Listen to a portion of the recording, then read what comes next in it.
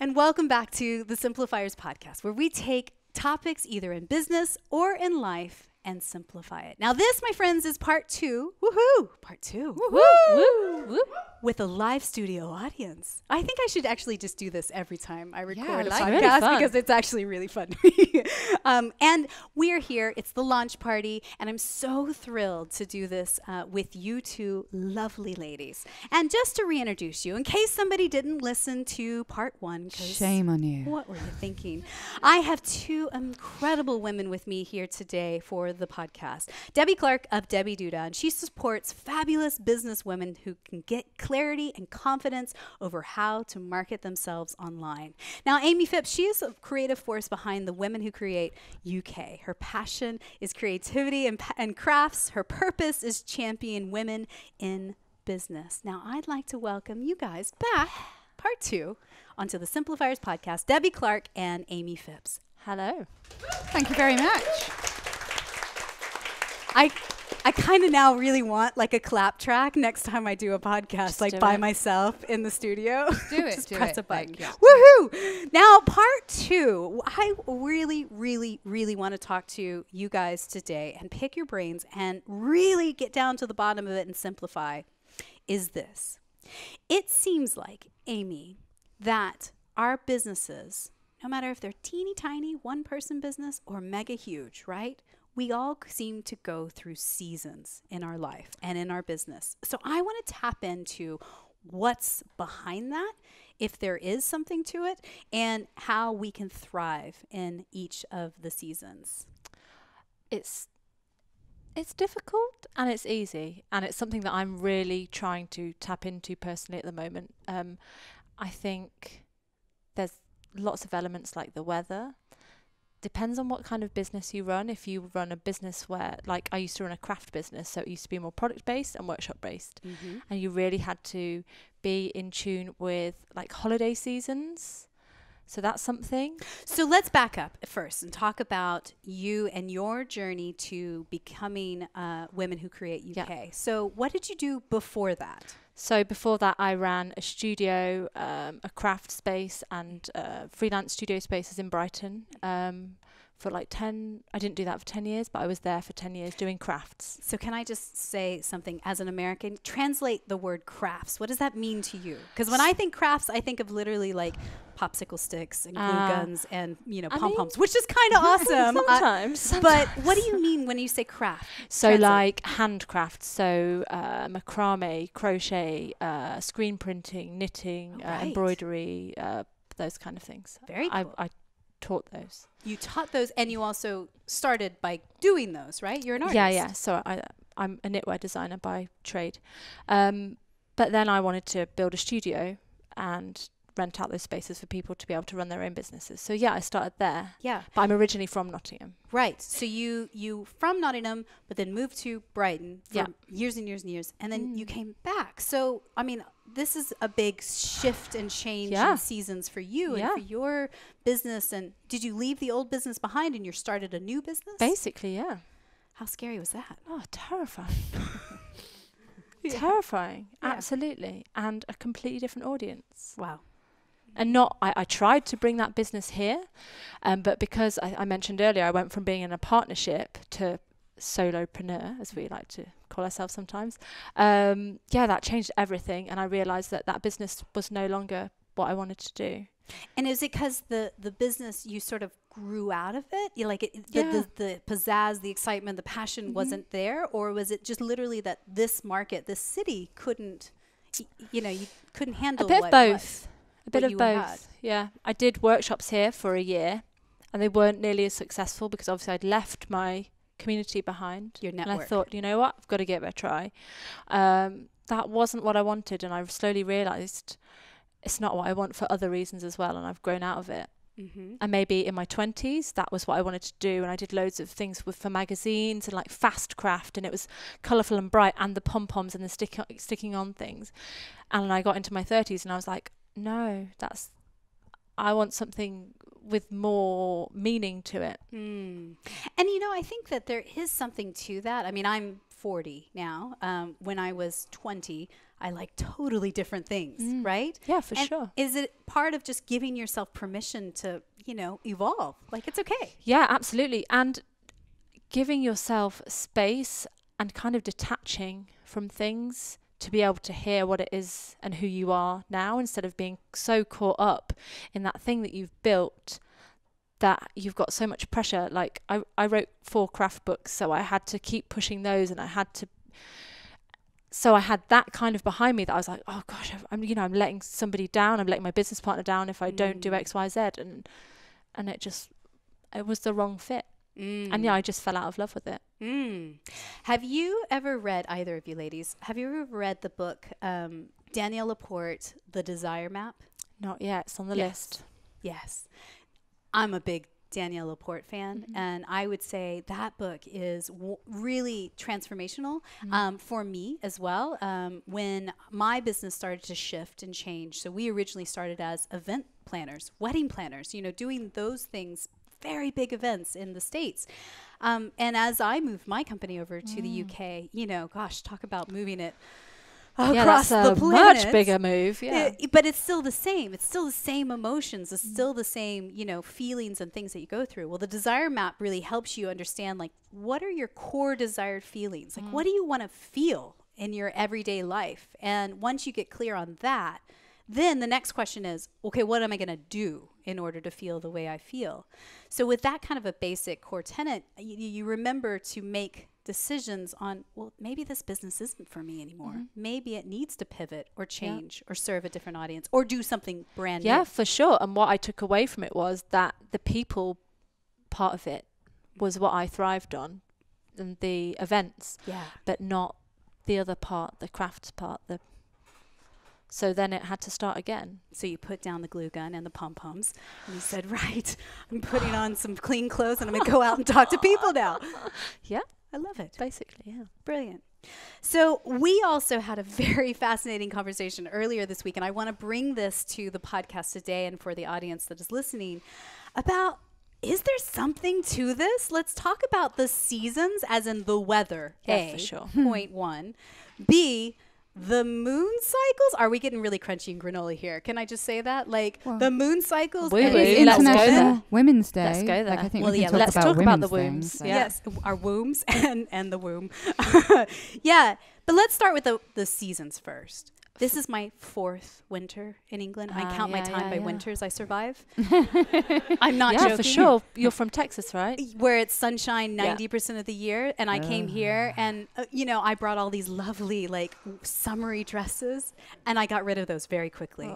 Just because it's so gray. Tell me, like, That's please. just Nottingham. Yeah. Please tell me. That's not the rest of the UK. That's just the dirty, dirty grey of the Midlands. No! Oh, yeah. Nottingham's a really beautiful city. The city Yeah, council for is sure. listening to this The podcast sky right now. is You should grey, come here and like- experience it in the months of April through October. But really November to February. When I moved here in the summer from the seaside, I cried for 4 years straight for the whole summer. And I couldn't believe that 4 hours drive would make such a difference to the temperature and the sunshine in the same country. I'm not exaggerating. And it gives me like all the feels to hear you say that, because I was like, there's something wrong with me. Like, I can't do it. So let's first talk about winter and gray. So if anybody's listening, people that are listening in Seattle right now, people that are listening in very gray, dark places like this, how do you cope? First and foremost, practical ways. This is something that I'm really, really susceptible now that I'm getting a bit older. Like, I've been for coaching with Debbie in the past few months, and I've turned up and she's been like, what has happened to you? You look awful. And we're close enough that she can say that to me. It's fine. I pay her to tell me stuff like that. And yeah, it really hit me hard this year. I really felt like I went into hibernation, and I had never experienced that before. And I just had to ride it out till February when I came back alive. Ride it out as in, like, ride the wave, but also write it out, right? Well, you do a lot of journaling. I do journaling. Yeah, absolutely. Yeah. So journaling really helped, and kind of learning, using that kind of period of hibernation to read, to do some more training, and not necessarily put myself out there as much, kind of grow things and just wait for the light to come back, literally. Do you know some practical things that have helped me? I have the little glow lamp. I'll put a link in the show notes for people to see the amazing glow lamp that wakes me up with natural light. I didn't realize that was a thing until 4 years ago. That's a thing. 2, hot lemon water. Drinking a mug of hot water with a bit of lemon first thing in the morning, for whatever reason, helps my digestive system. And it's like, oh, hey, Mary, how's it going? That's you again. Do you take the vitamin D spray? I found that really helped me, actually. Is that the nose? No, it's like a spray in your mouth. I think you're meant to, like, I think I'm using the kids one. It's like the super duper high dose. It's a minty spray. In your mouth. In your mouth. Right. Duly noted. Not the nose. No. Clarify. Send the link. Yes. Yes. And then the third thing that I do is journal. 5-minute journal every morning. I have one of those bullet journals, and it has little prompts that tells me. And I think it's just helpful because when you get in the muck and in the gray, it's like you lose hope. That sounds very dramatic, but you do, right? I'm seeing nodding of heads in the audience. Like you kind of lose hope. I'm not a Hygge. Hygge? How you say it? What are you trying to say? It's like cougar, but hygge, isn't it? Hygge? Yeah. Hygge. God bless you. Yeah. That doesn't work for me. Like, I love candles. We have lights, but that does not lift my spirits enough to get me through the working day. Like, what's a hygge? So it's like this big Scandinavian trend of coziness that apparently was helping us get through the winter. I personally didn't find much solace in it. Doesn't work for you. No, it's not working. Sorry, guys. Yeah. I'm going to have to research and put the link in the show notes for my own edification here. Hygge it. Hashtag that. Bring in the hygge. Right. But I think touching on to something that you said earlier about when it's kind of gray and it's kind of miserable, let's just be honest, right? You pull back from your business. It doesn't necessarily contradict what we talked about earlier. You're still the face of your brand, right? You're still out there. You're still posting things. But what does it mean to you to pull back a little? Like not launch a product or something during that season? What does that mean to you? I guess it's maybe that. It's maybe taking that time to be working on the product in the background and making the plans. And like, so this winter I worked on my website with Debbie, for example, and kind of got stuff a bit tighter, got things working a bit better. Maybe work on strategies, behind the scenes, maybe hiring. Basically behind the scenes stuff, really. Yeah. And using what little light I did have to do stuff like photos for social media, product shots, ready to edit, to launch, to be ready for February when I feel like, people are coming back to life in terms of things they want to buy after Christmas. So it ties in quite well with that as well. And in thinking terms of the seasons as a product-based business of when you sell those things. I think also, Debbie, tell me if you think this as well. It's almost like you have to give yourself permission to slow down sometimes as well. Because I think when you're online, when you are the face of your brand, you always feel like I've got to be posting every single day. If I'm not doing something, I'm not a business. Like there's that inner dialogue that, keeps you down. Yeah, sure. But like, how do you give yourself permission in the winter? I just tell people to ignore that voice. Like you literally can't be on all the time. Yes. And what I've learned is that some days or even a whole week I will post nothing and they'll meet somebody the next week and go, "You're everywhere on social media." And I'm like, I haven't done anything for a week. But because I'm there enough, it's like just being enough is okay. You don't have to be perfect. And I think if you feel kind of crappy and you're not having a good time, then there is a bit of fake it till you make it, but sometimes just be like, no, I'm just going to close the curtains and watch Netflix and eat chocolate, and that's fine. And I don't have to make an Instagram story telling people that I'm closing the curtains and eating Netflix. I just don't want everybody to know what I'm doing. Yeah, just enjoy it for what it is. I think that's also and just really important. Be there when you can be there, and when you can't, just give yourself a break. Like you're only human, and social media requires you to be there all the time. But it doesn't.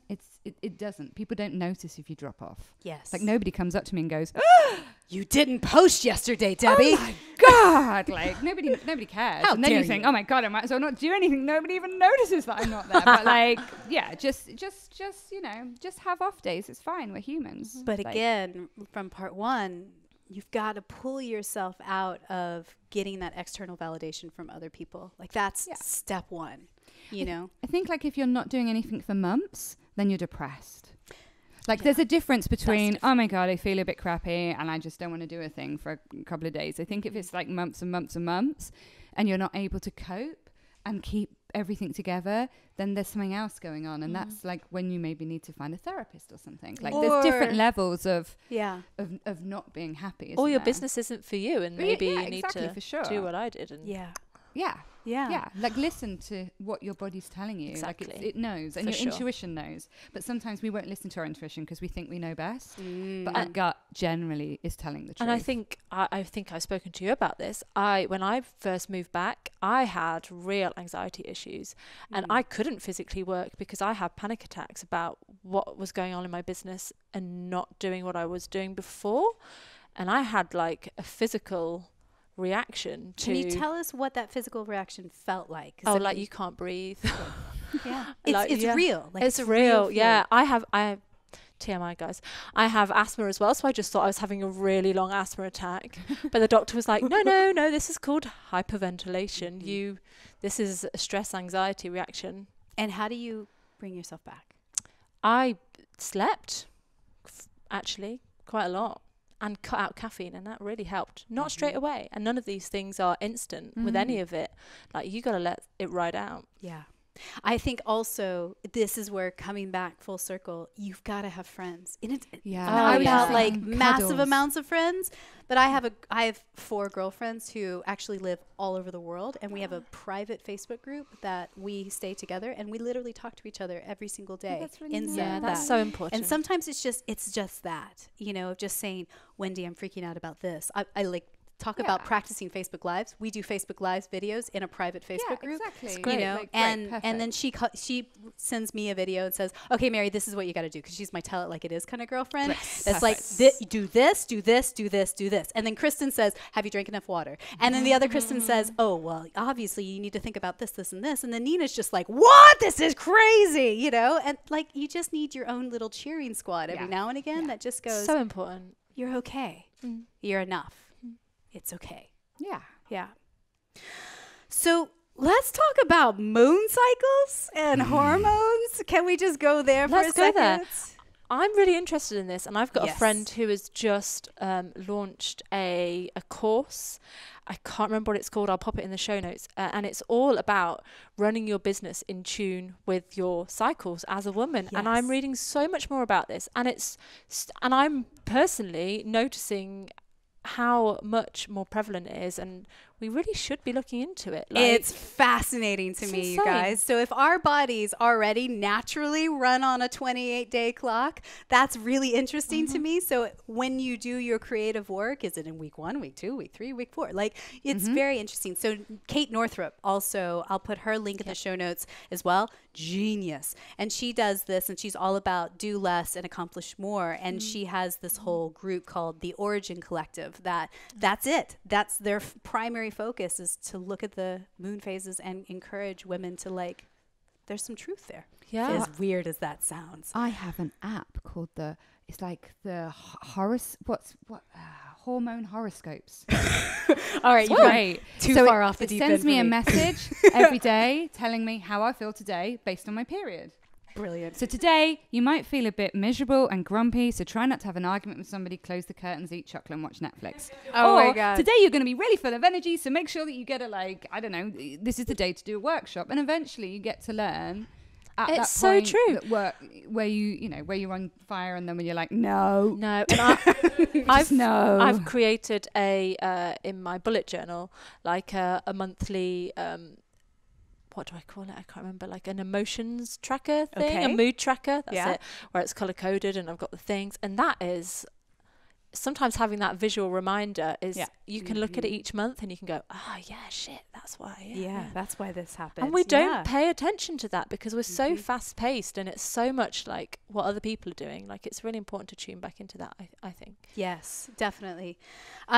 Yes. And coming back to your hormone thing, there's There is a website that I go to called thepowerpath.com. Does anybody know about this? This is where I'm going to lose off the deep edge. It's like cookie, granola, crazy, cuckoo. So it's like a shaman monthly forecast for what's ahead. And this amazing, brilliant woman somewhere in the world posts these on her blog called thepowerpath.com. And she just does the forecast for the month. You're like, oh, so it's March, whatever. This is what's actually happening today. I don't know. Maybe there's something to it, but 9 times out of 10, it is like dead on. Oh, no. When I look back, sure. right? You know, sometimes you think, oh, well, I've just read that, so I'm going to manifest that in my reality. No, actually, when I look back and I go, oh, this is what happened on March 8th. That's why, because of the moon and the blah, blah, blah, you know. So there's something worth looking at there. Sure. Have I lost you guys? You're on the thing. Good. So we talked about how to pull yourself out of a funk. But what if you're in the funk for a long time? Oh yeah, then go and get some drugs from the doctor. Yeah, get help. Like, I don't know, like tell somebody, talk to people, don't be alone. Genuinely, like tell tell somebody. Like I was in a talk with some brainy doctors at Nottingham University, which if you're not in Nottingham is the posh one, and they were talking about suicide rates and self-harm. Like, suicide is the biggest killer of young people, more than cars. But the government is spending loads of money telling people to wear seat belts, but not doing very much about depressed young people. So it's something that we need to take really seriously, like people's mental health. Yes. And be able to go to people. In England, we've spoken about this weird thing. Hello, how are you? Or I'm all right. How are you? Yeah, I'm fine. Bye. That's it. Yeah. We do this thing as we're walking away from each other, like, hi, but you're right. You're right. Nobody I'm cares. not all right. Yeah, exactly. As if you would stop one day and go, no. Yes. Like, I got a cat to cross the road and the car killed it and I feel really bad and this old lady is crying. Like, we ask these questions, but we don't actually listen. No, we don't. But you need to choose the best person to talk to. You need to choose, like, people, like, good friends. And can I just challenge people that are listening at home right now? If you work in a big co-working space or, you know, work with lots of different companies around you, and you see these people week in, week out, but you actually never stop and say hello, because side note, I work in a big co-working space. My company is in the middle of a whole floor of very geeky software development engineers, and they just kind of keep in their computer. And every time, like, this is the thing I've been doing lately, I go and make eye contact when I go get cups of tea, and then I go, how are you? You touch them as well? I don't touch them. Oh, I would touch them. I would like, I'm always touching people. I just say, how are you? And they go, what? Like, she's talking to me. I don't know. Panic mode in the kitchen. That crazy Texan woman. I definitely think that's the case. But I'm actually making a more concerted effort just to stop. Yeah, that's great. And say hello. Build a community. And say, I see you. Yeah. Do you see me? Yeah. We see each other day in and day out, you know. Just remembering to do that. Build community. There are people. The live studio audience, you have people, your people exist, and I think the other thing is, like, I've had like massive, everybody's like, oh my God, you're so happy all the time. But literally, I lived in a like shitty flat in a council estate when I was 17 and it was horrible. And I was on drugs from the doctor and some other ones that are sometimes fun, but when you're really depressed, probably aren't not the best idea. We're like, not condoning that. In that moment in time, you feel like this is forever, this is never going to end. And then you come out of it and then you're like, oh, it's okay. And then you have other periods of other things happening in your life and you think, this is it forever. Is it going to be awful forever? Nothing's ever going to change. And then it changes. And I think it's that thing of knowing that time passes and things get easier. And even though you feel terrible and shitty today, in 6 months' time, you probably won't. And you just need to ride the wave. Ride the wave of life. Like, it's up and down and up and down and up and down. Yeah. And just know that it can't always be up, because then you'd be manic. Like, if you were literally always happy, how would you appreciate happiness if you hadn't had the downtime? So it's just being able to know that it passes. And I find that as an adult who's, you know, almost 40 as well. Oh, you are 40. You're older than me. It's that. It's not a competition. No, wow. But I'm winning. A little bit, yeah. Yeah, as you get older, that gets easier. You recognize that it changes, and life will change, and you have different challenges, and you can build up some resilience because you think, well, if I dealt with this, Yeah, for sure. I can do anything. then I can deal with this, and I just feel sad. I can for it. move a It's business okay. from Brighton to Nottingham. Yeah. Or not. Or not. And what am I Leave going to the do if business. it doesn't work? And being Yes. able to go, right, that didn't work. What can I do to make things better or different or get out of this cycle? Yes. So, right, let's wrap this up, girls. What are 3 things that somebody who's listening today can practically do, simple things, when they're Okay. feeling in the seasons of their business? 1, Amy. I think listen to yourself and write it down. Mm-hmm. I Journal find it that, out. Yeah, journal it out. Try Take to- note, really be there and don't ignore it because it's real for you, so it's important. Mm-hmm. 2. Tell somebody. Go and talk to somebody. Have a hug. Ring your mum. If you don't like your mum, ring your nan. If you haven't got a nan, ring a friend. Like, there will be somebody who will want to listen to you. Like, find that person and get a hug. Yes. And that could be a church. That That could be could church, be yeah, for a sure. community That could be the center. Samaritans. It could You be the know, there are so Samaritans. many places Yeah. where Could be a co-working space. Yeah, but just don't hold it in. Yeah. Like, that's when the rot sets in. That's when you start to have manifesting all sorts of strange illnesses and stuff. Yes. So That is true. the thing. Yeah. Oh, we're going to have to do a part 3 at some point. Yes. 3. I think the third thing is kind of leading on from that. It's build your community and like make connections with people who are your cheerleaders and who get you. I think that's so important. Mm-hmm. Yeah. Great.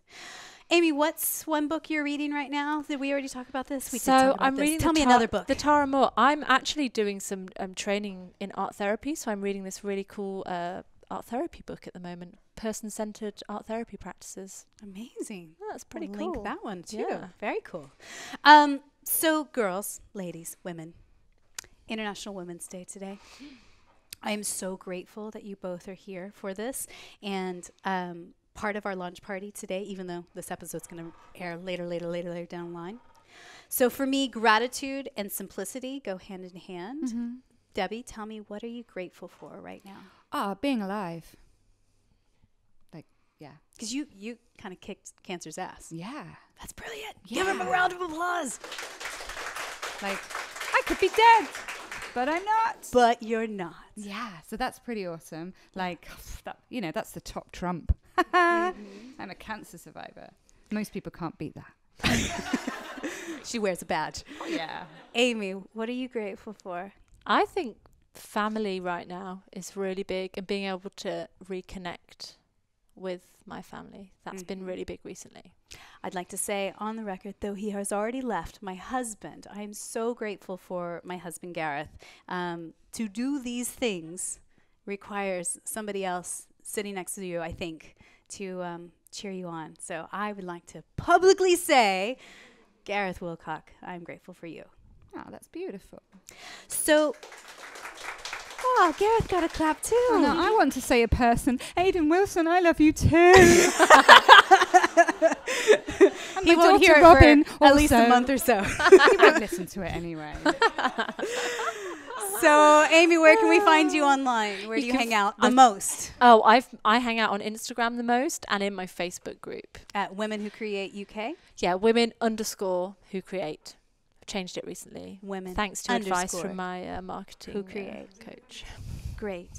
And I'll end this with the same way that I did with part 1. Amy, somebody's listening right now, and they are feeling the hopelessness. They're feeling despair. They're feeling, the seasons of life right now. And you could be one thing that you could just whisper into his or her ear right now to encourage her. I think that seasons change and you have to have the stuff dying off for the new stuff to grow. It's beautiful. You got to cut those limbs. Yeah. Not literally, but No. but trim the Wear your trim the gardening bonsai. gloves. Yeah. Ladies and gentlemen, that is part 2 of the Simplifiers podcast with Debbie Clark and Amy Phipps. Give them a round of applause.